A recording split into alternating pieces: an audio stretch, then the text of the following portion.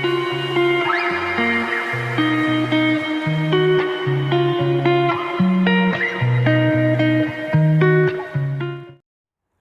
Students, welcome back in your BST class. और आज जो हम अपना न्यू लेसन स्टार्ट कर रहे हैं, थर्ड लेसन है private, public and global enterprises. Basically जो इसे प्राइवेट वर्ड है, इसका इस लेसन में कोई रोल नहीं है। हम पढ़ेंगे basically public and global enterprises के। क्यों? क्योंकि हम प्राइवेट के रिगार्डिंग हमारा जो लास्ट चैप्टर है उसमें हम ऑलरेडी काफ़ी डिटेल में हम पढ़ चुके हैं, लेकिन थोड़ा सा इसको हम इसके बारे में थोड़ा सा हम इसको एनालिसिस करके देन आफ्टर हम पब्लिक सेक्टर पे आएंगे। ठीक है, तो ओवरऑल यदि देखा जाए तो हमारी जो इंडियन इकोनॉमी है बेसिकली टू पार्ट्स में डिवाइड है। One is private sector and second is public sector. ठीक है, तो प्राइवेट सेक्टर के डिटेल्ड में हम लास्ट लेसन में पढ़ चुके हैं। एक बार इसको देख लेते हैं दोबारा से। प्राइवेट सेक्टर बेसिकली हमने 5 पार्ट्स में इसमें डिवाइड किया हुआ है। First is sole proprietor, second is partnership and third is HUF Hindu United family business, and fourth is cooperative society, and last fifth is joint stock company. ठीक है, इनके बारे में डिटेल हम लोग ऑलरेडी पढ़ चुके हैं। बेसिकली जो प्राइवेट सेक्टर है, प्राइवेट सेक्टर का जो मेन मोटिव है वो क्या है? ये प्रॉफिट को मैक्सिमाइज करना चाहते हैं, है ना। और जो प्राइवेट सेक्टर में जितने भी यूनिट्स बिजनेस के रन कर रही हैं, बेसिकली वो मतलब वो सारी कंट्रोल्ड और मैनेज और owned by a single person और may be group of a individual. ठीक है, यानी कि own and controlled by individual और ग्रुप ऑफ इंडिविजुअल। ये सारे जो बिजनेस की एक्टिविटीज़ हैं ये ओन की जाती है, कंट्रोल की जाती हैं। ठीक, ऑब्जेक्ट इनका क्या है? प्रॉफिट को मैक्सिमाइज करना। क्यों? क्योंकि इनकी जो अकाउंटेबिलिटी है, इन सारे बिजनेस फॉर्म्स की अकाउंटेबिलिटी है वो अपने ओनर्स के टूवर्ड्स है। और ओनर यदि इन बिजनेस में पैसा इन्वेस्ट करता है तो जाहिर सी बात है प्रॉफिट को मैक्सिमाइज करने के लिए इंट्रोड्यूस करता है। तो बिजनेस उसकी मतलब उसकी जो ये इन्वेस्टमेंट है जो उसको वो मतलब मल्टीपल करके उसको रिटर्न करता है, यानी कि प्रॉफिट को मैक्सिमाइज करने के एफर्ट्स लगाता है। तो इनका ऑब्जेक्ट है मेन बेसिकली प्रॉफिट को मैक्सिमाइज करना। अकाउंटेबिलिटी जैसे बताया मैंने आपको, ओनर्स के ओर इनकी अकाउंटेबिलिटी होती है। और last is source of capital.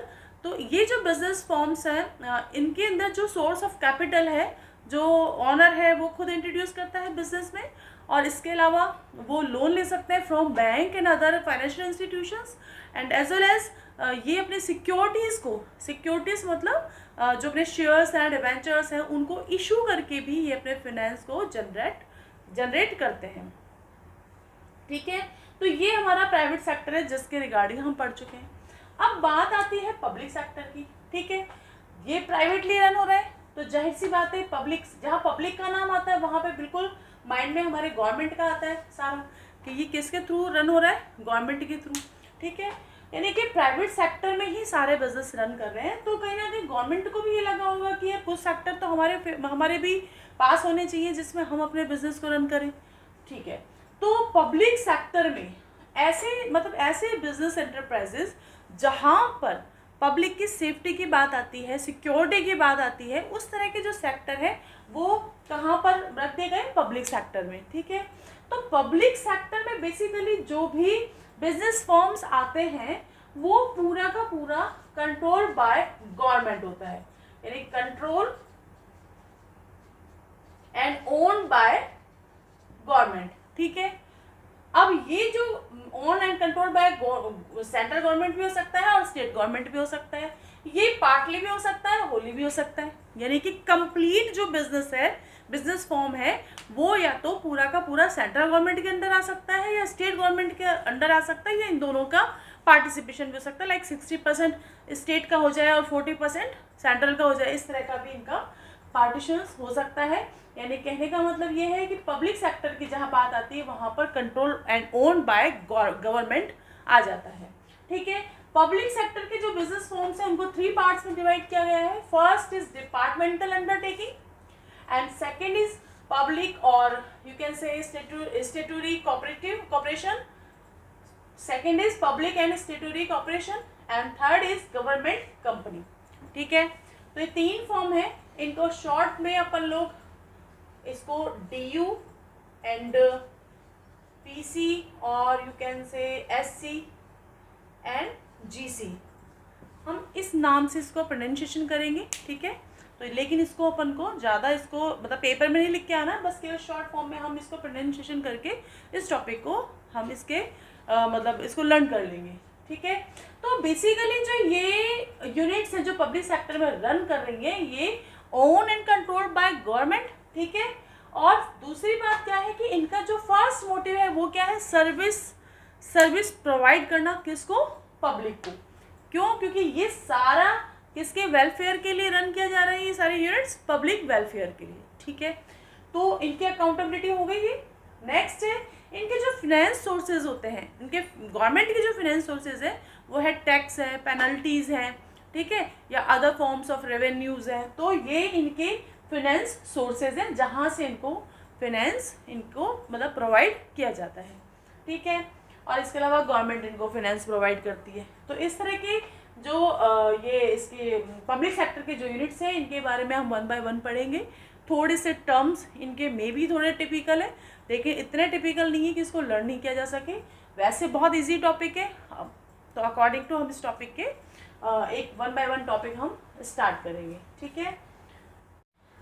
Okay student, then हम अपना जो first public okay students, then हम अपना जो पब्लिक सेक्टर का जो फर्स्ट बिजनेस फॉर्मेट है उस पर हम चलते हैं। तो वो है डिपार्टमेंटल अंडरटेकिंग। ओके, जैसे नाम से डिफाइन हो रहा है डिपार्टमेंटल अंडरटेकिंग। यहाँ पर क्या है कि कुछ ऐसे सेक्टर हैं जहाँ पर जो पब्लिक सेफ्टी से रिलेटेड है ना, वो सारे सेक्टर गवर्नमेंट कंट्रोल कर लेती है अपने यहाँ, यानी कि गवर्नमेंट अपने जो मिनिस्ट्री के कंट्रोल में वो डिपार्टमेंट दे देती है, ठीक है।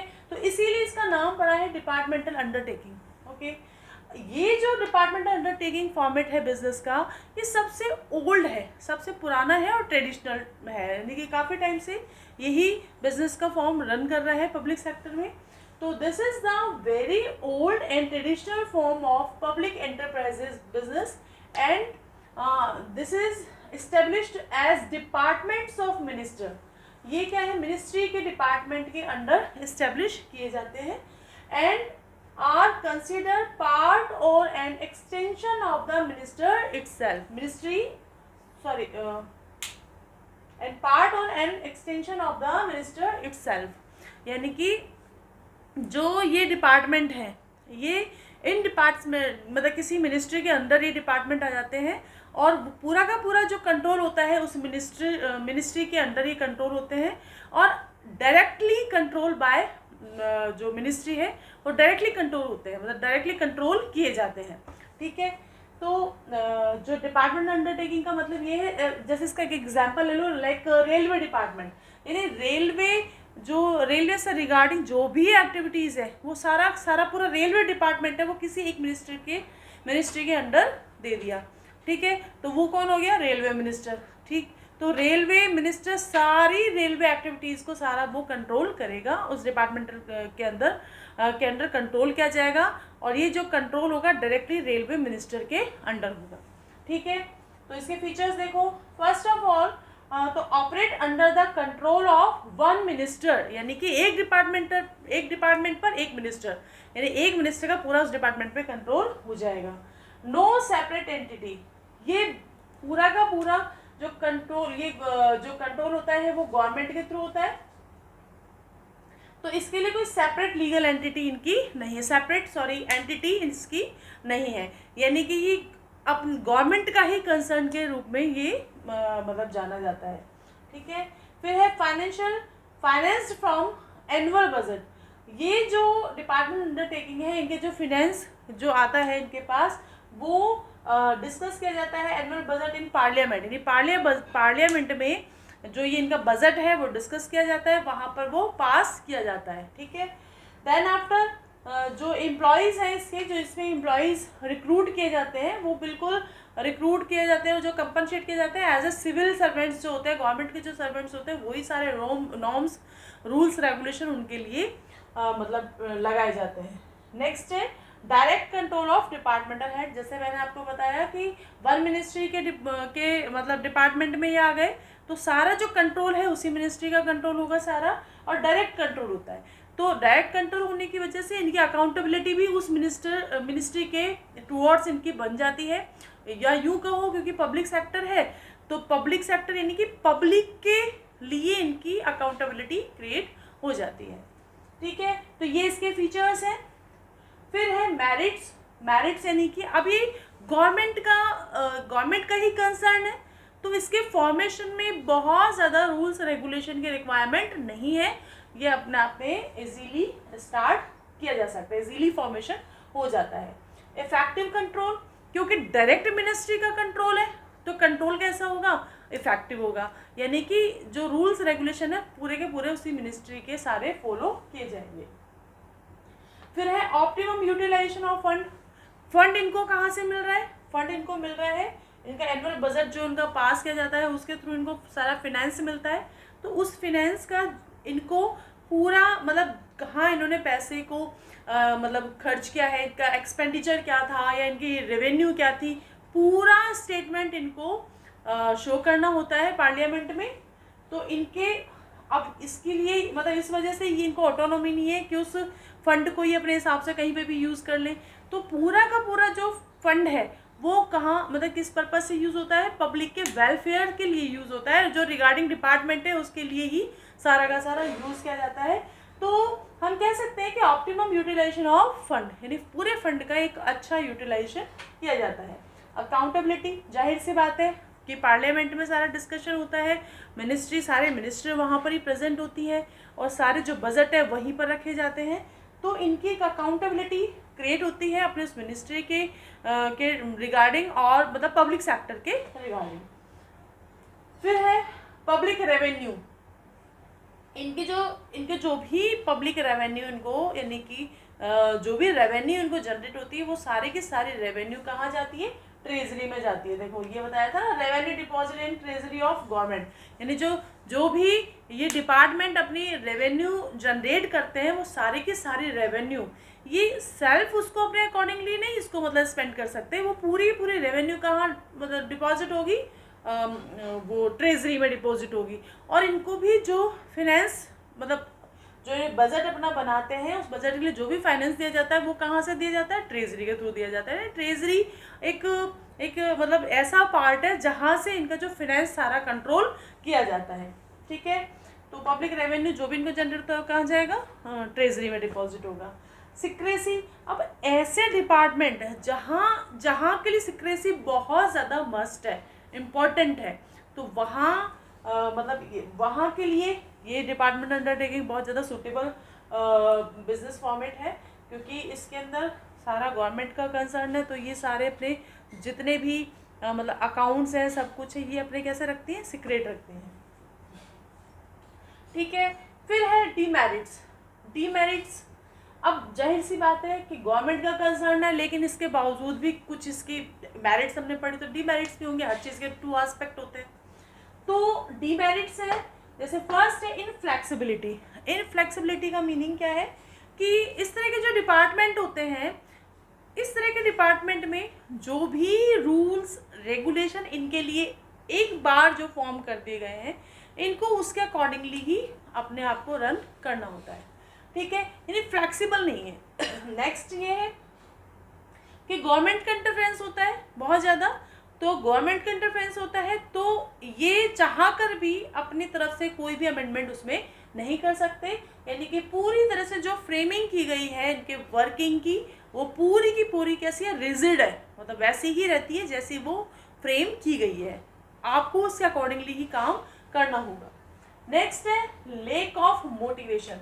अब ये जो लेक ऑफ मोटिवेशन है इसका मीनिंग ये है एफर्ट्स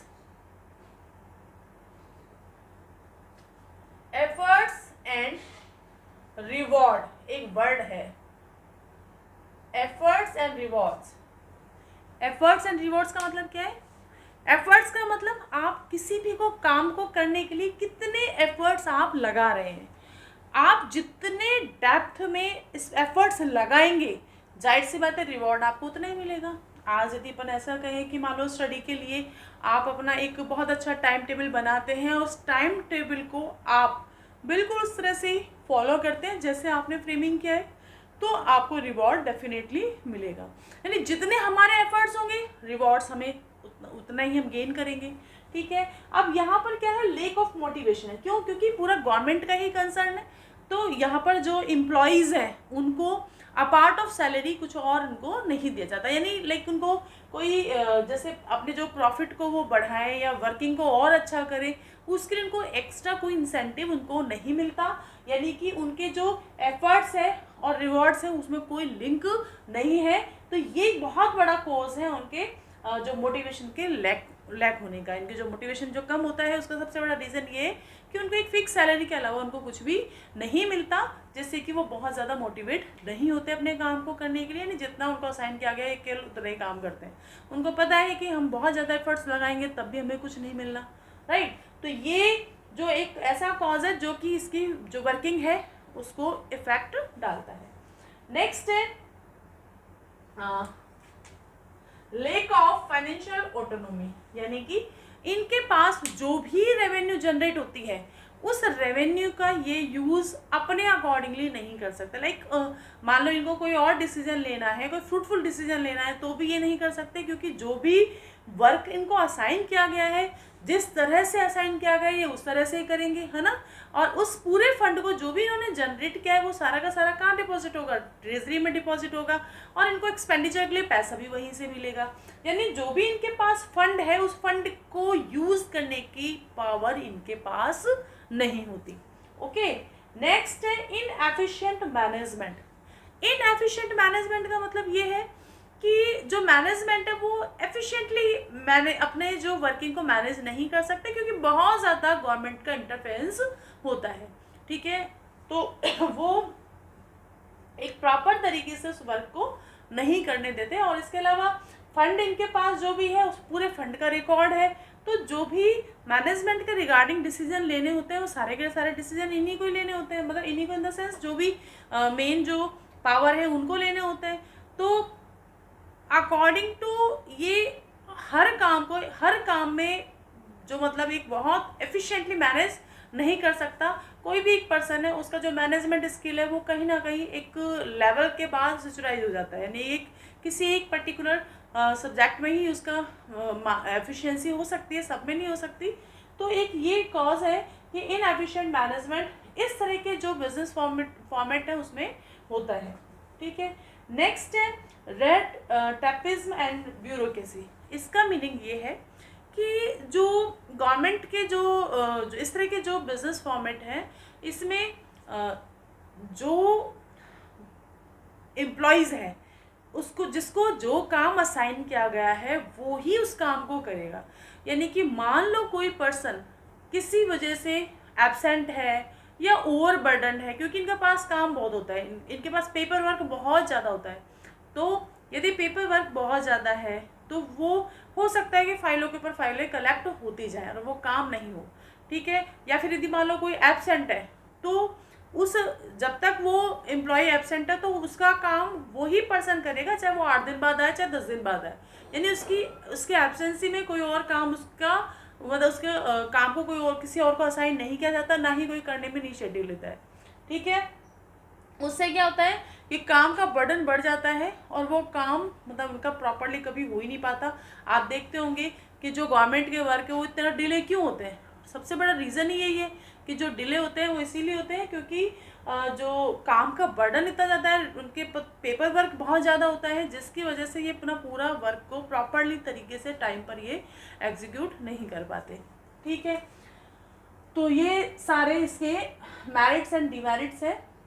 इसके मतलब आप इसको अच्छे से पढ़ लीजिए, इसको वीडियो को पॉज करके सारे के सारे एलिमेंट्स आप नोट कर लें, और कोई भी डाउट है तो आप कमेंट बॉक्स में आप डालकर उसको पूछ लें।